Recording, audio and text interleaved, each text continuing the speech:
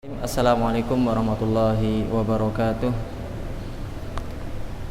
Alhamdulillahi rabbil alamin, wa bihi nasta'in ala umurid dunya waddin.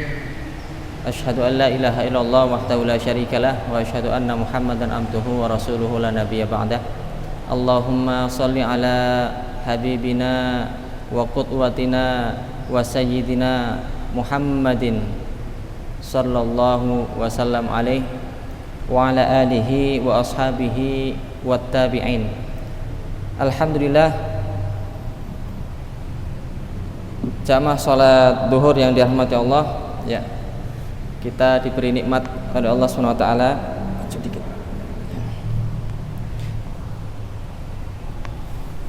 bisa melaksanakan salat duhur secara berjamaah. Moga-moga ini bagian daripada iman kita, karena iman itu tidak hanya keyakinan, iman itu keyakinan dalam hati, kemudian ucapan dalam lisan, dan juga terwujud dalam amal.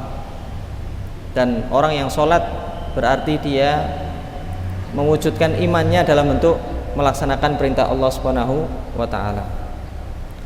Jamaah rahmatullah, kita lanjutkan kajian rutin pembahasan kitab Adab al-Alim wal Muta'allim. Bagaimana cara kita mempelajari agama ini? Kalau seseorang belajar agamanya betul, insya Allah dia akan mendapatkan ilmu yang betul dan bisa menggunakannya dengan baik. Dia kalau mencari ilmu agamanya dengan benar, insya Allah dia akan berada di jalur yang benar. Karena banyak orang yang cara belajarnya salah, dia malah ilmunya menjadikan dia tersesat. Ilmunya menjadikan dia semakin jauh dari Allah Subhanahu wa ta'ala. Pertemuan kemarin jamaah rahmatullah, kita ada 2 poin. Yang pertama, bersabar dengan kekurangan ataupun perilaku buruk dari sang guru, karena sang guru pun manusia, guru juga manusia, pasti ada kesalahan. Yang kedua adalah al-hilmu, santun. Dalam mempelajari ilmu agama kita butuh sifat al-hilmu. Apa itu al-hilmu? Adamul mu'ajalah bil uqubah, tidak bersegera untuk mendapatkan hasil.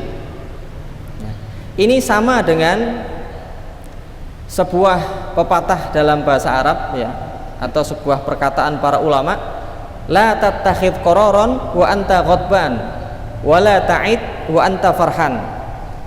Jangan engkau terburu-buru mengambil keputusan ketika engkau marah. Jangan engkau terburu-buru mengambil keputusan ketika engkau marah. Wala ta'id wa anta farhan, dan jangan terburu-buru membuat janji ketika engkau sedang terlalu senang atau terlalu bahagia. Contohnya begini, ketika seorang mudir atau seorang kepala dia melihat muwadhafnya, karyawannya melakukan sebuah kesalahan, misalkan memecahkan gelas ataupun merusak sesuatu, dia melihat jangan terburu-buru memutuskan sesuatu, engkau saya pecat. Pikirkan dulu 1/4 jam, setengah jam, atau 1 hari, baru memberikan keputusan besoknya dengan keputusan yang lebih adil. Karena dia tidak akan menyesal nanti ketika sudah sadar, oh ternyata saya seharusnya sabar dulu. Maka para ulama menasihatkan untuk tidak terburu-buru memberikan keputusan ketika kita sedang marah. Termasuk urusannya tolak di dalam Islam, bahkan tidak diterima ketika seorang suami terburu-buru menyampaikan anti tolik, engkau saya talak, tapi dalam kondisi marah. Ini tidak diterima tolaknya, karena dia posisinya marah. Wala ta'id wa anta farhan, jangan terburu-buru membuat janji ketika engkau sedang terlalu senang. Kadang-kadang kita kalau saking senangnya lalu memberikan janji, ya, terutama anak-anak biasanya. Kalau kita lagi senang, nanti nak tak belikan sepeda motor, ya. Anak kecil dibelikan sepeda motor. Maka jangan membuat janji yang kita tidak bisa menepati, khususnya janji ketika kita terlalu senang. Kalau di istilah psikologi mungkin namanya euforia, ya. senang yang terlalu berlebihan. Ini kadang-kadang kita mengucapkan sebuah janji yang kita tidak bisa menepatinya. Termasuk dalam urusannya belajar ilmu agama itu ya, untuk bersikap santun, tidak tergesa-gesa, tidak terburu-buru untuk bisa menguasai ilmu tersebut. Berikutnya jamaah rahmatullah, adab dalam mempelajari ilmu adalah himmatul aliyah, memiliki cita-cita, keinginan yang tinggi, yang kuat. Himmah itu sesuatu yang ingin kita raih dalam mempelajari ilmu agama ini. Kita ingin apa toh? Ya, panjenengan hadir dalam kajian, pengajian, itu yang diinginkan apa? Pasti ada sesuatu yang kita inginkan. Nggak mungkin kita menyiapkan kendaraan, menyiapkan baju, kemudian menyiapkan alat tulis, berangkat ke masjid ya tanpa ada niat. Ya.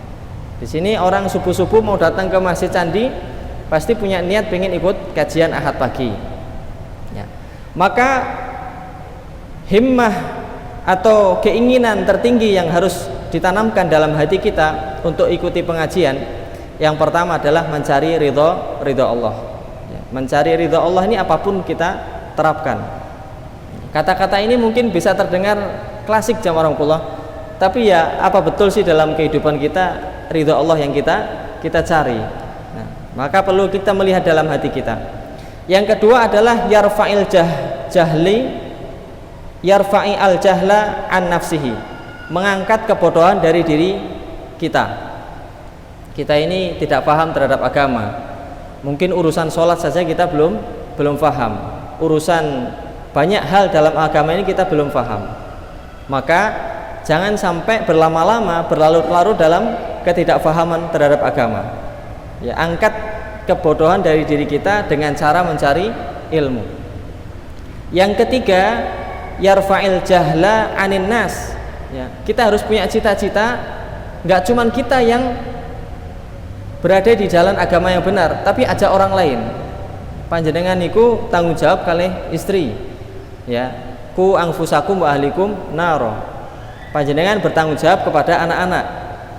Kalau kita membawa mereka di kapal yang nggak tahu arah, ya, nanti akan karam di tengah laut. Jadi kita sendiri harus paham agama dan kita membawa orang lain untuk paham agama. Ya.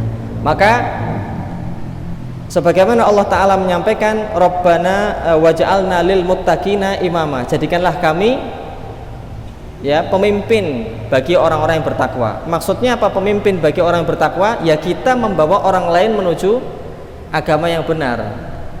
Itu harus jadi cita-cita. Saya ingin membawa keluarga saya menjadi keluarga yang benar dalam agama, yang baik dalam agama. Saya ingin membawa tetangga-tetangga saya kepada agama yang benar. Saya ingin membawa jamaah di masjid ini menuju agama yang benar. Itu kita harus punya sifat seperti itu, punya cita-cita seperti itu. Bagaimana caranya kita membawa mereka kepada agama yang benar? Tentu kita harus belajar. Ya, maka jamaah rahmatullah, syarat untuk menjadi imam atau tuntunan ya atau panutan dalam ilmu agama itu ada setidaknya 3. Para ulama menyampaikan, yang pertama, ketika kita ingin menjadi seorang imam, maksudnya adalah panutan dalam hal agama, adalah al-ilmu. Dia punya ilmu. Lawannya al-jahil, orang yang tidak punya ilmu agama. Yang kita ikuti dia memang benar menguasai ilmu agama, dia tahu kemana arah ya, berjalan. Yang kedua, ciri-cirinya dia seorang yang bertakwa.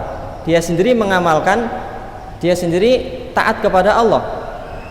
Lawannya adalah fasik. Yang kita ikuti kalau orang fasik penuh maksiat, orang penuh dosa, ya, bagaimana kita bisa berjalan ke surga sementara yang di depan kita adalah orang yang fasik, dia sendiri ahli maksiat. Syarat yang ketiga adalah at-ta'thir, ada bekas di dalam perkataannya dan di dalam perbuatannya.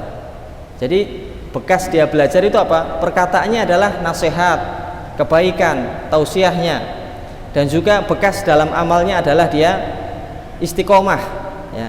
Manhajnya benar dalam mempraktekkan agama ini, suluknya, adabnya baik, dan juga dinnya, agamanya benar. Maka ini adalah 3 ciri orang-orang yang pantas untuk dijadikan sebagai imaman lil muttaqina, imaman panutan dalam agama. Ya. Dan jazakumullah,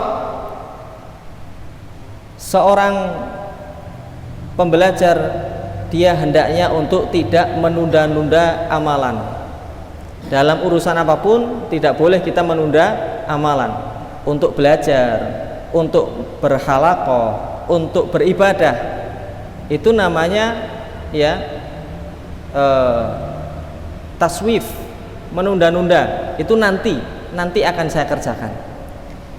Syekh Sami As-Suqair menyebutkan bahwasanya akibat dari orang yang suka menunda-nunda amal itu setidaknya ada 4. Yang pertama, ketika orang terbiasa menunda amal, dia akan lupa. Nantilah sholatnya saya mepet-mepet asar saja. Dia akan lupa kalau sudah sholat duhur atau belum. Bisa panjenengan praktekkan. Misalkan sholat asar, nantilah jam 5 sholat. Kemungkinan besar jam 5 panjenengan nggak jadi sholat. Karena biasanya saya sholat jam 3, ini sudah jam 5, dalam hati itu sudah perasaannya sudah sholat, yakin nanti maghrib nggak sholat. Itu kalau seorang menunda-nunda dia akan lupa. Yang kedua, akibatnya adalah tarokumuha, bertumpuk amalan yang harusnya bisa ditunaikan, dia malah berdempetan, ya, double, energi lebih banyak dikeluarkan, ya. Contohnya puasa Ramadan, bagi ibu-ibu yang tahun lalu belum membalas kodoknya, kodok puasa, itu kalau ditunda terus menerus dia akan semakin susah. Ini udah mau mendekati Ramadan, padahal masih ada berpuluh hari yang dia nggak puasa. Nah, jadi efeknya adalah bertumpuk semua amalan yang harus ditunaikan di situ. Efeknya yang ketiga, dia akan terbiasa untuk malas dan menunda. Nah, maka akan menjadi kebiasaan dia. Oh nanti. Nah, ini efek buruk seorang muslim, dia saufa, dia kena panah iblis. Yang keempat, efeknya orang yang suka menunda-nunda akan membuat orang itu terbiasa menunda taubat. Ini yang berbahaya. Efek paling berbahaya itu dia suka menunda-nunda taubat. Maksiatnya banyak, dia menunda maksiat. Nanti kalau menunda taubat, kalau udah umur 40 saya tak ke masjid aja. Nanti kalau udah pensiun, saya nanti baru ke masjid. Padahal tidak ada janji antara dia dengan Allah Subhanahu wa taala kapan diwafatkan. Saya punya janji wafat umur 60. Saya nanti tobat usia 40. Makanya orang yang terbiasa bermalas-malas menunda-nunda, biasanya tobatnya sering ditunda juga. Kurang beristighfar. Nantilah saya nanti tobatnya kalau udah dapat hidayah. Nah, begitulah jamaahullah kebiasaan buruk seorang yang menunda-nunda. Dan kemudian saya tutup dengan kisah ya ulama yang mana mereka menghargai waktu, tidak pernah menunda. Contohnya apa? Kisah seorang ya ulama ketika dia belajar itu ketika mencatat pulpennya habis. Pulpennya habis, beliau langsung minta izin. Siapa yang bisa memberikan saya pulpen, saya beli. Harganya 2 dinar. Saya beli pulpennya harga 2 dinar. 1 dinar 4,2 gram emas, sekitar 4 juta. Ya, dia cepet-cepet nggak mau keluar, pengen beli pulpennya seharga 4 juta. Rela mengeluarkan 4 juta hanya untuk kesempatan waktu sedikit dia bisa menulis kembali. Begitulah para ulama menghargai waktu, jangan menunda-nunda ataupun saufa, nanti saja. Baik jamaah, ini beberapa adab di antara para ulama dalam menuntut ilmu, nasihat-nasihat Imam An-Nawawi. Moga-moga bermanfaat untuk kita semuanya. Dan carilah ilmu setinggi mungkin dan amalkan. Karena ilmu kalau tidak diamalkan, al ilmu bila amalin kasyajari bila thamarin. Ilmu tanpa amal ibarat pohon tanpa buah. Ya, banyak ilmunya tapi tidak diamalkan. Moga-moga kita bisa mengamalkan ilmu yang kita miliki, walaupun sedikit demi sedikit, lama-lama jadi bukit. Ya. Wallahu ta'ala alam. Subhanakallahumma wa bihamdika asyhadu an la ilaha illa anta astaghfiruka wa atubu ilaik. Assalamualaikum warahmatullahi wabarakatuh.